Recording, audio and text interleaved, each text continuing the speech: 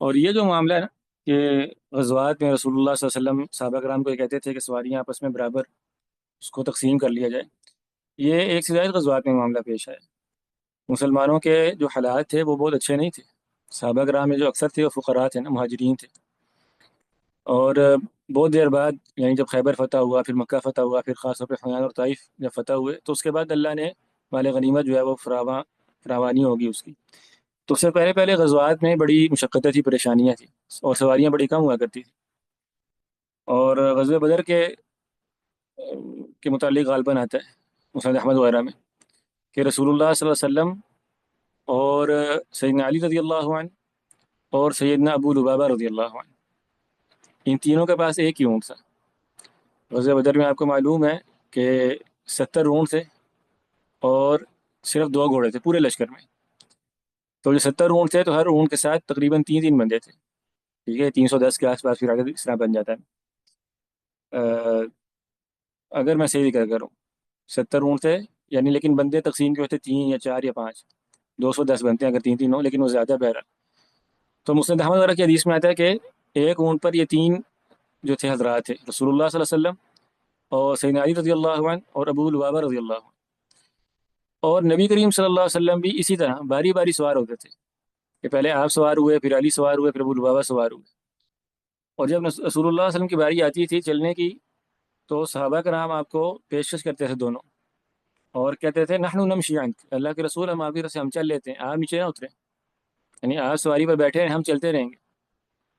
تو رسول اللہ صلی اللہ علیہ وسلم فرماتے تھے ما انتما باقوى منی وما انا باغنى عن الاجر منکما، نہ تو تم مجھ سے زیادہ کوئی قوی ہو، یعنی یا تو یہ ہو نا کہ چلنے میں تم مجھ سے بہتر ہو، میں بوڑھا ہوں، کمزور ہوں، ضعیف ہوں، ایسا معاملہ بھی نہیں ہے، اور نہ ہی یہ کہ اجر میں جو ہے اجر پانے کی جو خواہش ہے میری تم سے کم ہے، جتنا تمہیں اجر چاہیے اللہ کے راستے میں چلنے کا، مشقت اٹھانے کا، اتنا مجھے بھی چاہیے۔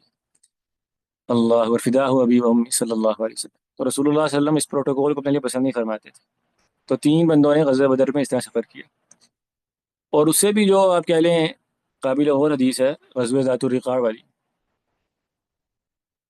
تیسرے صحابی مرثد بن مرثد ہے، بعض روایت میں ان کا ذکر آتا ہے، لیکن مسند احمد میں اور ابو یعلا وغیرہ میں جو روایت ثابت ہے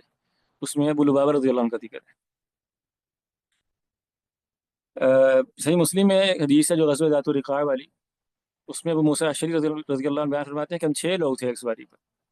نحن ستۃ نفر، ہم لوگ 6 تھے۔ اور اس میں کہتے ہیں کہ ہم جب 6 لوگ تھے تو ایک بندہ چلتا تھا، 5 بندے چلتے تھے، ایک سوار ہوتا تھا،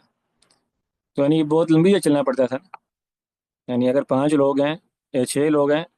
تو کافی دیر بعد باری آئے گی، بہت لمبا عرصہ چلنا پڑے گا۔ تو کہتے ہیں کہ اس طویل چلنے کی وجہ سے ہمارے پاؤں چھل گئے تھے، حتیٰ کہ ابو موسیٰ رضی اللہ عنہ بیان فرماتے ہیں کہ میرے ناخن تک اتر گئے تھے زخمی ہونے کی وجہ سے پاؤں۔ تو اس غزوے میں پھر صحابہ کرام نے اپنے پاؤں پر پٹیاں لپیٹ لی، اس وجہ سے اس کا نام ذات الرقاع پڑ گیا، پٹیوں والا، چیتڑوں والا غزوہ۔ جس غزوے میں صحابہ کرام کے پاؤں چل چل کے زخمی ہو گئے، انہوں نے پھر کپڑے اور ٹاکیاں اور پٹیاں لپیٹ لپیٹ کے گزارا کیا، رضی اللہ عنہم ورضوا عنہ۔ تو بہرحال جب اس طرح کے انسان حدیث پڑھے تو اس کے ذہن میں شعور ہونا چاہیے، اس بات کا بھی شعور ہو کہ صحابہ کرام نے اور اللہ کے رسول صلی اللہ علیہ وسلم نے جو غزوات لڑے ہیں تو کتنی مشقتیں اٹھائی ہیں اس میں، اور وہ جو جہاد کیا وہ یعنی ایسا جہاد تھا کہ اس کے مثال اسلامی تاریخ میں دوبارہ نہیں آ سکتی، جس بے سر و سمانی کے عالم میں، اور